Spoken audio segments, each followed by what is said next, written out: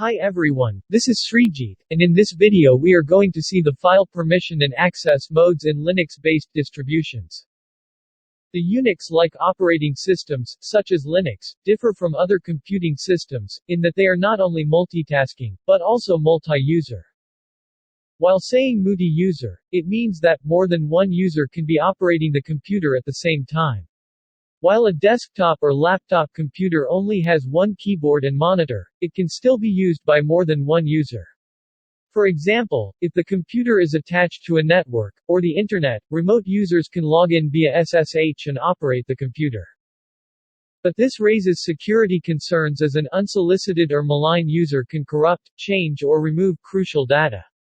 For effective security, Linux divides authorization into two levels: ownership, and permission. Every file and directory on your Unix or Linux system is assigned three types of owner. Namely, user or owner, group, and others. A user is the owner of the file. By default, the person who created a file becomes its owner.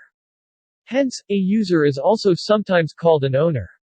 A group can contain multiple users. All users belonging to a group will have the same Linux group permissions access to the file. Suppose you have a project where a number of people require access to a file. Instead of manually assigning permissions to each user, you could add all users to a group, and assign group permission to file such that only this group members and no one else can read or modify the files. And the third type of ownership is other. This person has neither created the file, nor he belongs to a user group who could own the file. Practically, it means everybody else. Hence, when you set the permission for others, it is also referred as set permissions for the world. Now, the big question arises: how does Linux distinguish between these three user types, so that a user cannot affect a file, which contains some other user's vital information or data? It is like you do not want your colleague, who works on your Linux computer, to view your images or any files. This is where permissions set in, and they define user behavior. Okay, now let's talk about the file permissions. Every file and directory in your Unix or Linux system has following three permissions defined for all the three owners, that we have said earlier. Read, write and execute permissions. A read permission gives you the authority to open and read a file. Read permission on a directory gives you the ability to list its content. While the write permission gives you the authority to modify the contents of a file. The write permission on a directory gives you the authority to add, remove and rename files stored in the directory. Consider a scenario where you have to write permission on file but do not have write permission on the directory where the file is stored.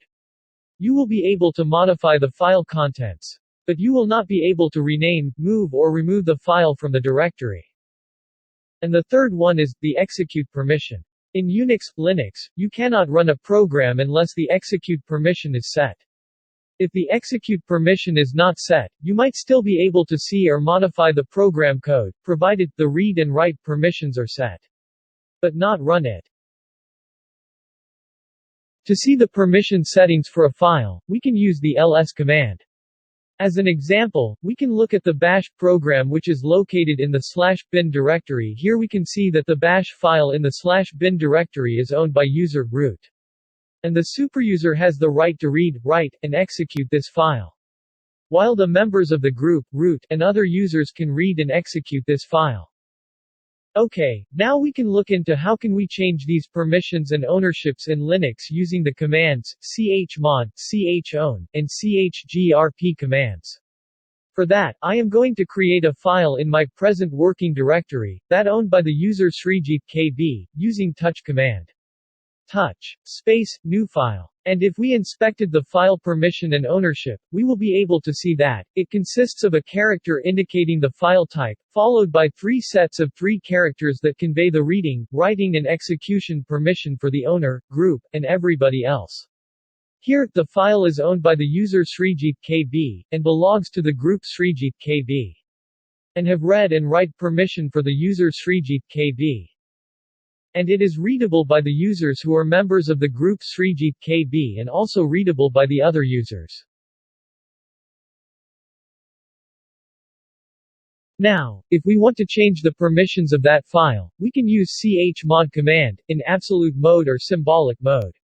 Here in absolute mode, the file permissions are not represented as characters but a 3-digit octal number.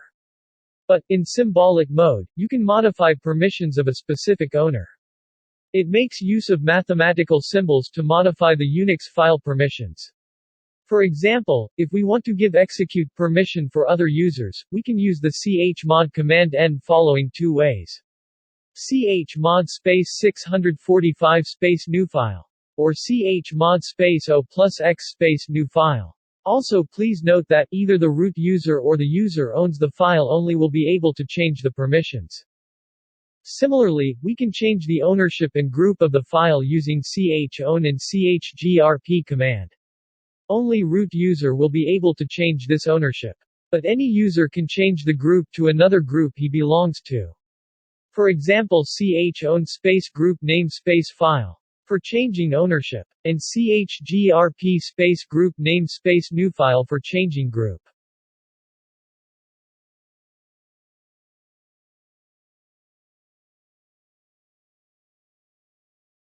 Thank you for watching this video.